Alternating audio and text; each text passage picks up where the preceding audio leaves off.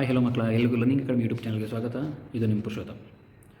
ಮಕ್ಕಳ ಹೊರಗಡೆ ಪ್ರಪಂಚದಲ್ಲಿ ನಿಮಗೆಲ್ಲ ಗೊತ್ತಿರೋ ಹಾಗೆ ಆಫ್ಟರ್ 10th ಎಕ್ಸಾಮಿನೇಷನ್ಸ್ ಆಗಿರ್ಬೋದು, ಆಫ್ಟರ್ 12th ಎಕ್ಸಾಮಿನೇಷನ್ ಆಗಿರ್ಬೋದು, ಎಲ್ಲ ಸೊಸೈಟಿ ಅಥವಾ ಯಾರೇ ನಿಮ್ಮ ರಿಲೇಟಿವ್ಸ್ ಆಗಿರ್ಬೋದು, they come directly and ask you ಎಷ್ಟಪ್ಪ ಮಾರ್ಕ್ಸ್ ನಿಮ್ಮದು, ಎಷ್ಟು ಪರ್ಸೆಂಟೇಜು, ಯಾವ ಕಾಲೇಜು, ಲಾಸ್ಟ್ ಮೂಮೆಂಟಲ್ಲಿ ಬಂದು ಇವೆಲ್ಲ ಕ್ವಶನ್ಗಳು ಕೇಳ್ತಾರೆ.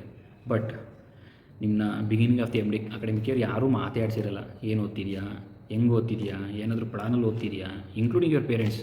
ಸೊ ನಿಮಗೆ ಟೈಮ್ ಮ್ಯಾನೇಜ್ಮೆಂಟ್ ಯಾವ ಥರ ಮಾಡ್ತಾ ಇದೆಯಾ ಅದ್ರ ಬಗ್ಗೆ ನಿಮ್ಗೆ ಯಾರೂ ಕ್ವಶನ್ಗಳು ಕೇಳಿರಲ್ಲ. But everybody ask your percentage.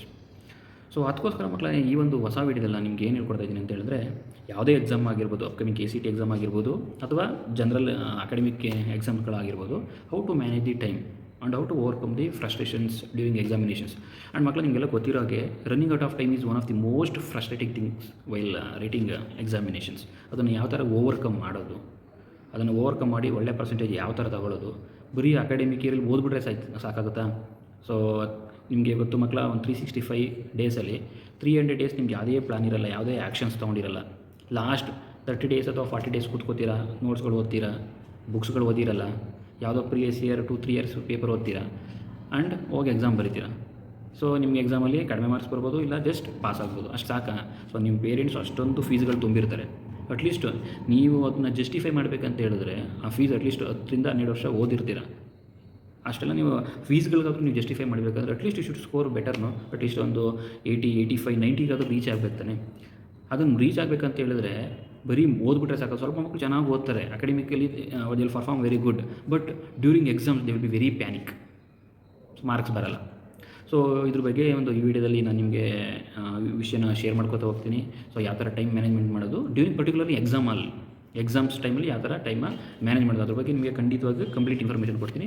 ಯಾರಾದರೂ ನನ್ನ ಯೂಟ್ಯೂಬ್ ಚಾನಲ್ ಹೊಸದಾಗಿ ನೋಡ್ತೀವಿ, ಚಾನಲ್ ಲೈಕ್ ಮಾಡಿ, ಶೇರ್ ಮಾಡಿ ಮತ್ತು ಸಬ್ಸ್ಕ್ರೈಬ್ ಮಾಡಿ.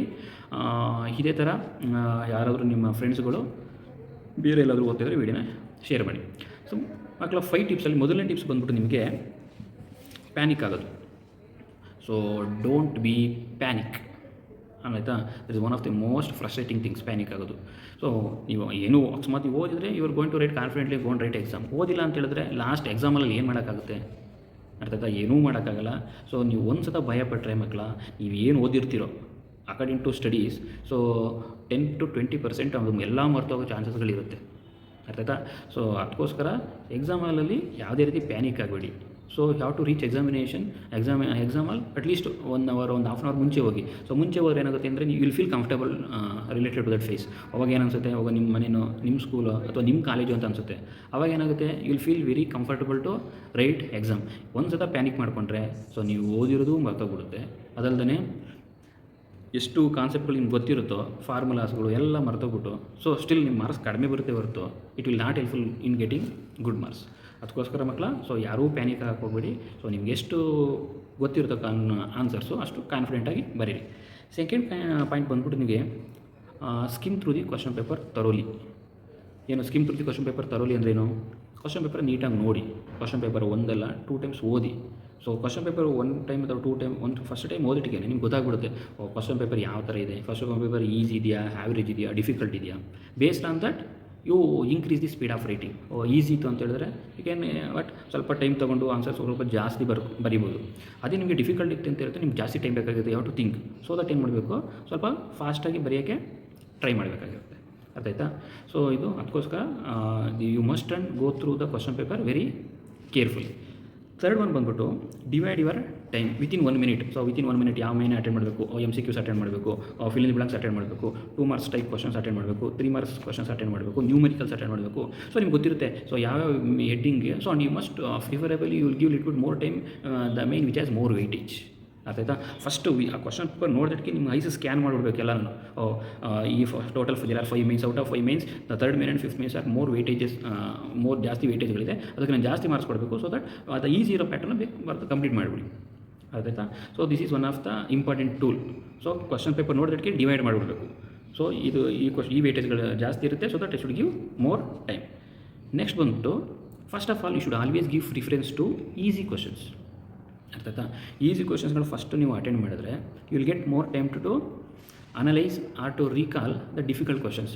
ನೀವು ಫಸ್ಟ್ ಕ್ವಶನ್ಸ್ಗಳು ನೀವೆಲ್ಲನೂ ಗ್ಯಾಪ್ ಬಿಟ್ಕೊಂಡು ಬರೀ ಎಲ್ಲ ಕ್ವಶನ್ಸ್ಗಳು ಅಟೆಂಡ್ ಮಾಡ್ಕೊಳ್ತಾ ಹೋದರೆ so that is one of the worst method of time management. Don't do that. So ಏನು ಮಾಡಿ, ಯಾವಾಗಲೂ first attend the questions which are very easy, comfortable ಆದಂಗೆ ನೀಟಾಗಿ ಆನ್ಸರ್ ಬರ್ಕೊಂಡೋಗಿ. ಅವಾಗ ಆಟೋಮೆಟಿಕಲಿ ನಿಮ್ಮ ಕಾನ್ಫಿಡೆಂಟು ಜಾಸ್ತಿ ಆಗುತ್ತೆ. ಒಂದು ಸಲ ನಿಮ್ಗೆ ಇದು ಇಸ್ ಆಲ್ ಅಬೌಟ್ ಆತ್ಮಸ್ಥೈರ್ಯ. ಸೊ ಒಂದು ಸಲ ನೀವು ಯಾವುದೇ ಪಾಸಿಟಿವ್ನೆಸ್ ಆಗಿ ಒಳಗಡೆ ನೀವು ಎಕ್ಸಾಮಲ್ಲಿ ಹೋಗಬೇಕು.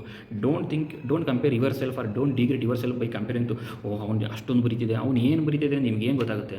ಅವನು ಸ್ಟೋರಿ ಬರೀತಿದ್ದಾನೆ, ಆನ್ಸರ್ ಬರೀತಿರೋದು ಅಂತ ನೀವೇ ಕಂಪೇರ್ ಮಾಡ್ಕೊಂಡ್ಬಿಡ್ತೀರಾ.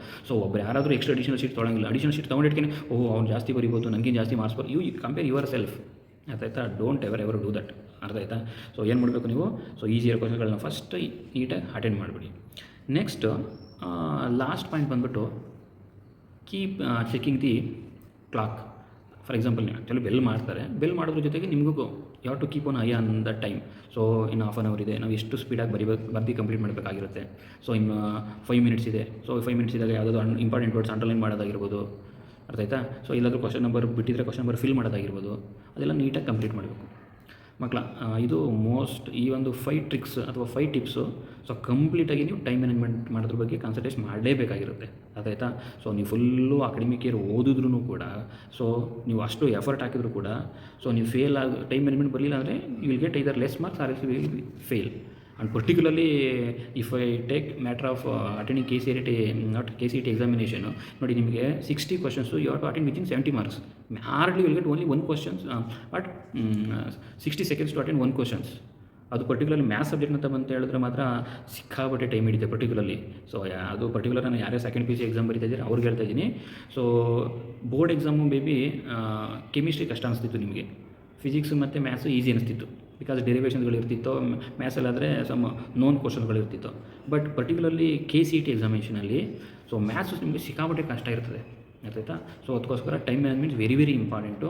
ಸೊ ಇದರ್ you will use conceptual based or else some tricks based, that is secondary. But ಪ್ರಾಪರಾಗಿ ಟೈಮ್ ಮಾಡಿ. Within maximum you should spend only 1 minute on one particular question. ಇದಾಗಿತ್ತು ಮಕ್ಕಳ ಇವತ್ತಿನ ವಿಡಿಯೋ.